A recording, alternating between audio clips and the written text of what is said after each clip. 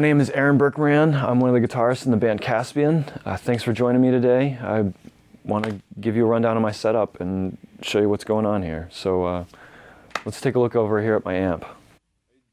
Usually use this side, the vibrato channel. Usually go into channel 1, but today it's on 2. The advantage of this is just that if you want to push the tubes a little bit more, the second line in here reduces like the wattage, so you can push it harder. It's not quite as loud. Usually my volume is up around 4, but the EQ here is kind of interesting. On these amps, the bass actually has a fairly tight response, so you know, I found out a while ago it's good to actually run this pretty low. So I know it looks like it's set low, but that's just how these amps roll. Yeah, I don't use the reverb or any of these effects on here. I do all that on my pedal board. This is my Gibson Les Paul. It's a Les Paul Standard.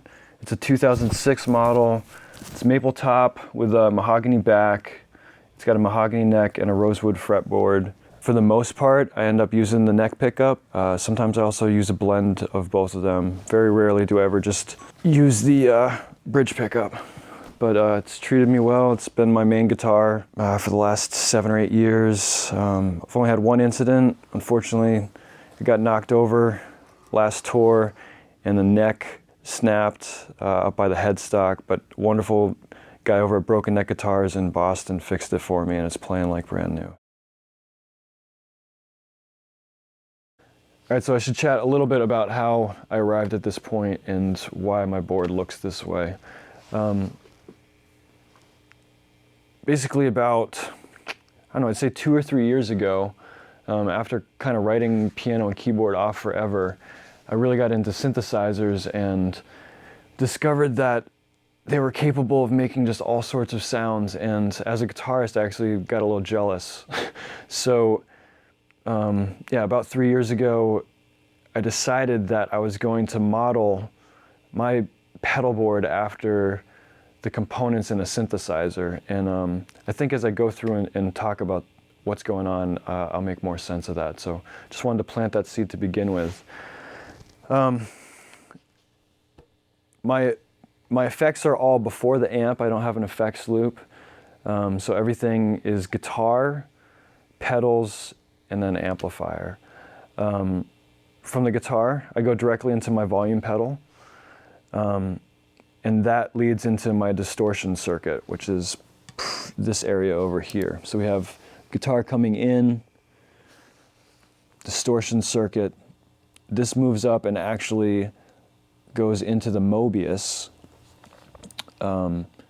which then cycles through this Echo Czar, my Infinity, the Pigtronics looper, and then moves to this digital delay, the Dd5, into the Prometheus, into the Timeline, up to the Cathedral, and then finally I have a Polytune over here, which I know if you're looking at my board right now, there's 2 tuners, and let me just explain that really quickly.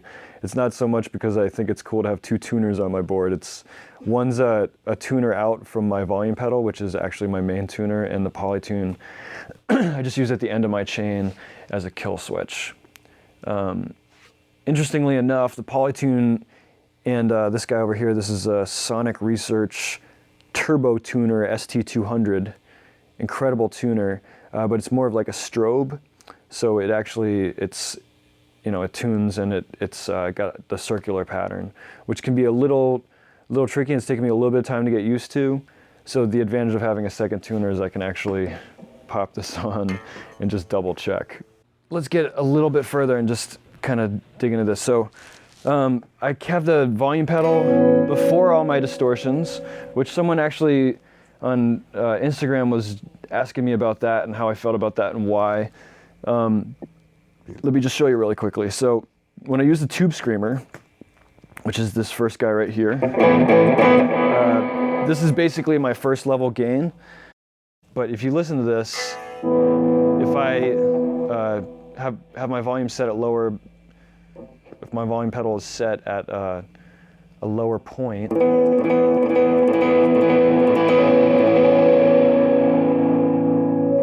as I bring it in and bring it all the way up, you can hear the gain really kick in.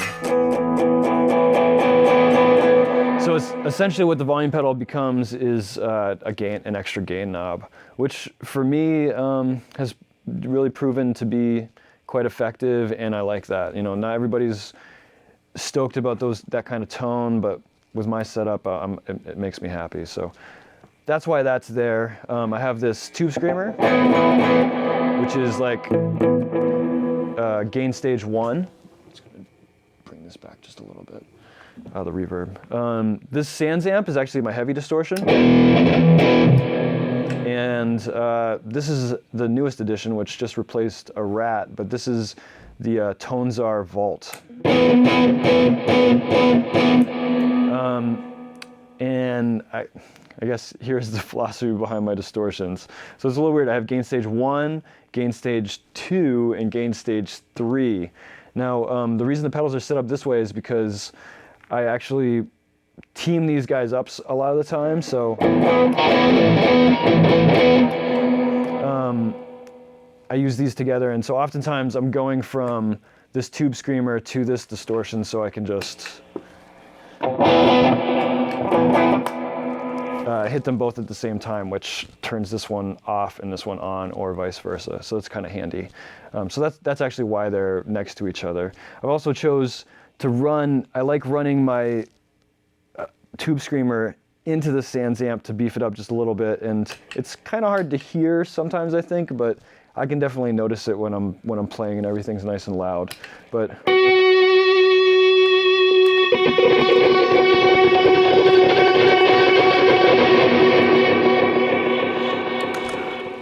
yeah, it just beefs it up a little bit. I especially notice it kind of on the G string. When I'm doing buzz saws or that kind of thing, I just get a little bit more gain and a little bit more saturation. But yeah, so basically, you know, this is just a little lower. And the thing is that you know, I used to actually play on amps that had distortion in them. So when I joined this band and was moving towards pedal-based distortion, I always kind of missed that feel and vibe that actual amp distortion gets. So the Rat was my answer to that for a while, but this guy has become my most recent, and there's just something about the way that this pedal responds. It has like a different character and a different feel than I think either of these other two pedals. So yeah, I mean that's basically what I got going on down there and why. So from here, this moves up and goes to the Mobius. Now, what's actually interesting is that my pedal chain realistically goes from this distortion up into this Echozar and then across this way. But the Mobius has a really, really cool function where you can set it up. That's where it kind of is in my actual chain. But the way everything's plugged in, it goes from this pedal to this pedal. Let me just try to explain this clearly. So what the Mobius can do is it can move itself around your chain. So right now, the way I have it set up, it's positioned here, and it can actually be after these pedals, but if you use the stereo connections, I can have it be before these pedals.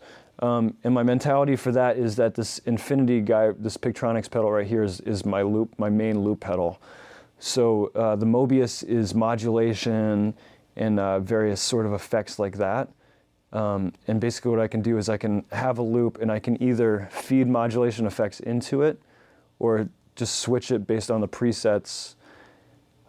And if I switch it, then I could affect the loop with the Mobius.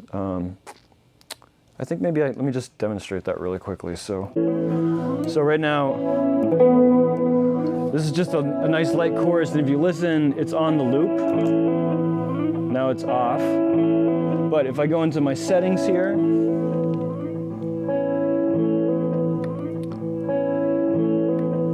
change that to pre. Now if I turn this on, the loop isn't affected.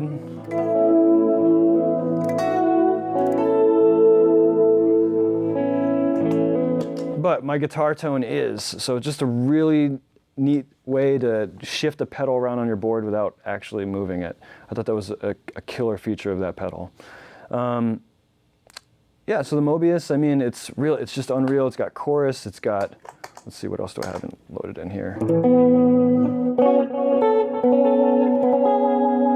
That's some filter. It has, oh, where's that guy at? This is cool. This is called a Destroyer. It's actually like a bit crusher machine.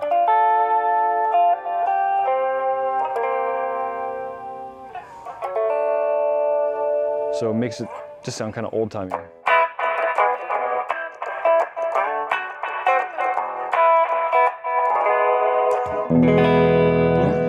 Really neat. It's also got this setting that's let's see, it's called a quadrature.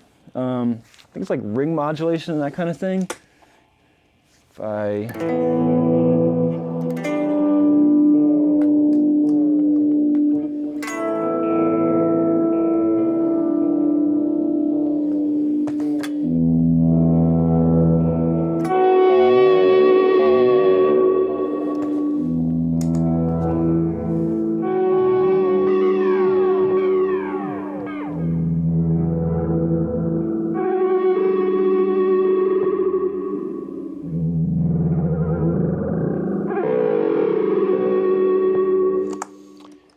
but just basically an all-around mangler. So it's got some really just wacky kind of tricks in there.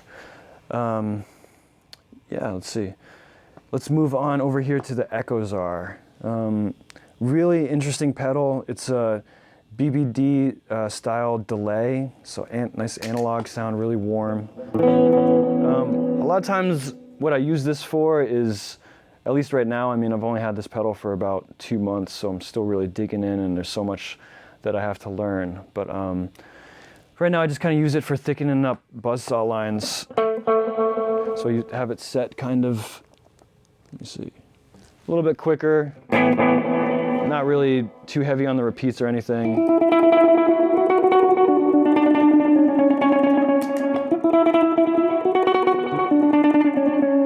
With it on again.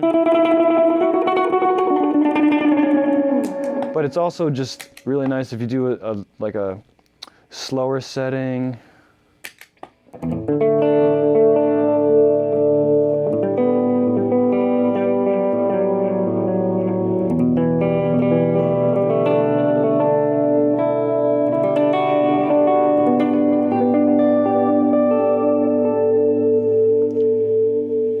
It's really just got that kind of classic analog washy kind of sound. I'm just incredibly stoked about digging into that pedal further. Yeah, Tonezar has been a recent addition to my arsenal, and I'm really happy with their pedals.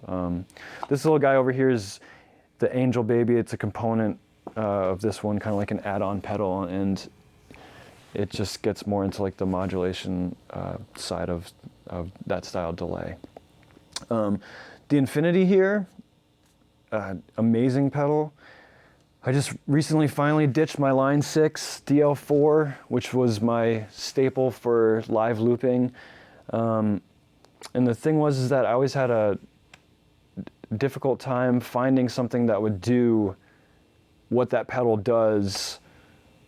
Well, honestly, just clearly what that pedal does. There's not many loopers that have all the functions, and this one pretty much does it. Not to skip too far ahead, but the Timeline also has a looper, and between the two of them, I'm actually able to get away with doing pretty much whatever I want. Neat things about the Infinity, 2 loops that can be used either simultaneously or in series. There's tons of options. If you kind of look over here, you can engage series loops. You can sync the 2 loops together with this multi-sync function, and basically you can have it be the same length of that loop, twice as long. Well, the first loop that you set, you can have it be the same length. This second loop can be twice as long, 3 times as long, 4 times, or 6 times as long. But it grabs and latches onto that initial length, which is just like a really cool function. It also has loop decay, so one thing that was really interesting about the Line 6 was that if you recorded a loop and left the overdub function on, eventually the earlier layers of the loop would sort of fade out. What's neat about this pedal is that you can engage that. So you can either not have that be a part of your loop, or you can kick it on and set how quickly the loop will fade out. So once again, really neat. The other thing I've actually really come to like about it is it's got a master volume right here for your signal. So what's cool is that instead of having to run back to my amp and set and wiggle that around to find the volume that I want on stage when we're gigging, I can just set my amp where I want it and then have a fine-tuned control right on my pedal board. So if I need a little juice for a clean part, I can just really easily duck down and turn that up. Or if I just feel like I need to back off a little bit, once again, it's quite sensitive. It's pretty incredible. Yeah, I ended up going with the Infinity Remote, the Infinity Remote, which adds reverse, undo, and half-time, double-time functions. The kind of crazy thing about this pedal, let me just show you this really quickly. You hold down this button for a couple seconds to move into the octave mode. If I set it, I don't know if you can see it, but right over here, it's got this little bar. And as I push these, that bar goes up and down. So if I put it in the middle,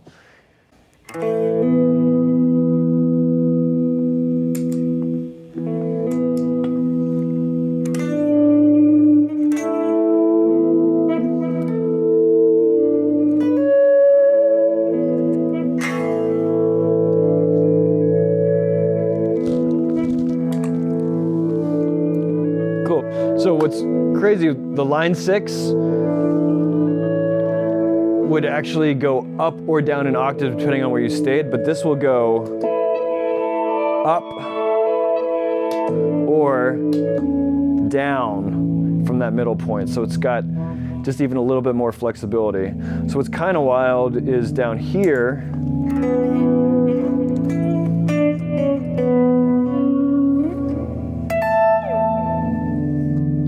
add a little layer, and then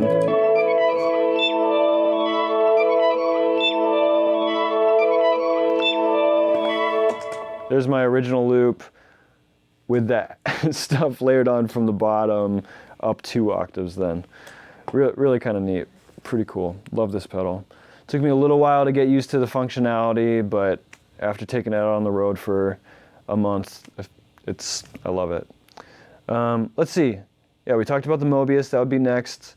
The digital Delay Dd5, just, everybody knows this pedal. Simple, great, excellent, clear delays. I've got a foot switch routed over here so I can change the tempo if I want.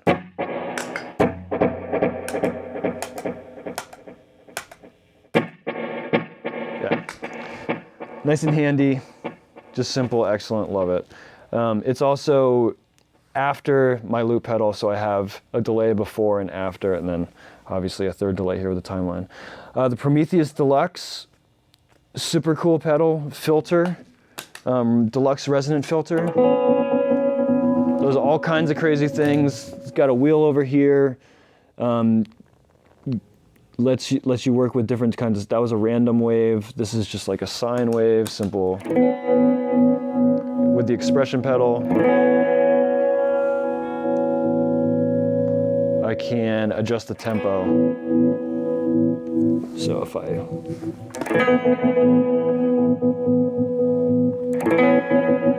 add some resonance, it's got a high pass, low pass, and a band pass. This thing's crazy. I've had it for a few years. It's taken me a while to really get a handle on it, but I love it. It's got to be on my board from here on out. The little bit about the keyboard synthesizer model was basically synthesizers have all kinds of modulation effects into them, and so these two pedals, the Prometheus and the Mobius, has been my way of sort of crossing over that boundary and trying to get my guitar to be something that maybe it's not. It's pretty cool. The Timeline, this is my new favorite pedal, I think. As far as delays go, everything just sounds incredible. It has 12 different delay models, from lo-fi settings. Oh, hold on.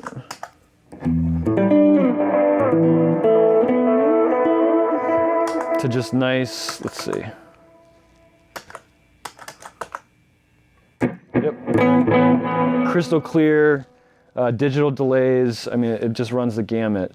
The thing I think I love the most about it is it has 50 banks for me as a user to set and save. Each bank has 2 delays, so I can save all of my delays now. Every setting I come up with until I run out of space, I can just save it, instantly recall it. And then pretty much what I've done is the first 15 banks I organize into our set flow. So instead of getting down and dialing in that delay pedal, which used to be a Dd5, which I would have to do in between every song, I just bank up and immediately I have the next song in place with 2 delays at my disposal. Huge time saver. I mean, what can I say? It's an amazing pedal. I've teamed it up with the multi-switch. And what this does is it has a looper right here, so at any point I can just loop on this side. The advantage of that, you might be like, why do you have 2 loop pedals? It's stupid, like 2 tuners. It's great because if I need to record something and I want to have all of my effects flow into it and not have anything be affected, it's right at the end of my chain pretty much. So it's there at the end. If I want it to be in the middle and have a little bit more flexibility, then I go with the infinity. Last but not least, my Cathedral. It's my reverb pedal, the stereo reverb by Electro-Harmonix. It pretty much 4 or 5 years ago I bought it and kind of changed my life. I was using the Holy Grail reverb before that, and it's a great sound. Very simple pedal. Once I got this, it's got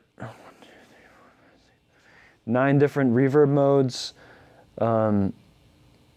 Each one has its own character with plenty to dial in. So it really just gave me the opportunity to expand my sonic limits. I craft every reverb per song and I make it unique. Makes every song I play, it gives me a unique sound. So between that and dialing all the delays separately, it's really just expanded my possibilities. That goes into my kill switch. Actually, sorry, the kill switch is before the reverb, so I have the option to cut it and leave a trail, or if I take the reverb off right before I cut it, then I have a nice dry cut. So just real quick, I want to just go over little stage extras that I keep by me just in case things go wrong. Always have an extra pack of strings in case you break one. Bam, it's right there. Also, a little promotion for GHS. They've endorsed us. I use their 10s, great strings, solid. Over here I got a string winder kind of buried in my board. If that string breaks, it's right here to fix it. I've got an extra flashlight. I've got these cool stage lights, which have been a new addition in the last month or so. Really great if everything's dark and I can't see, it helps me. Extra picks in case I drop one. Electrical tape in case I need to spike a monitor or whatever. These guys are gonna laugh. These aren't to fix my nails, even though I might. I play classical guitar. But these are actually to dig the pedals off, because I've started using this 3M dual lock and it keeps everything really grounded, but you literally can't take them off. So these are just tools to snap them out. I've got extra cables, shorties, and an extra like 10-footer. You never know when you're gonna be playing and a line goes down, so I've got all of that with me every night just in case. And especially if you go overseas, always bring an extra one of these. You never know when you're gonna blow one, and you never know when a guy across the stage is gonna need one.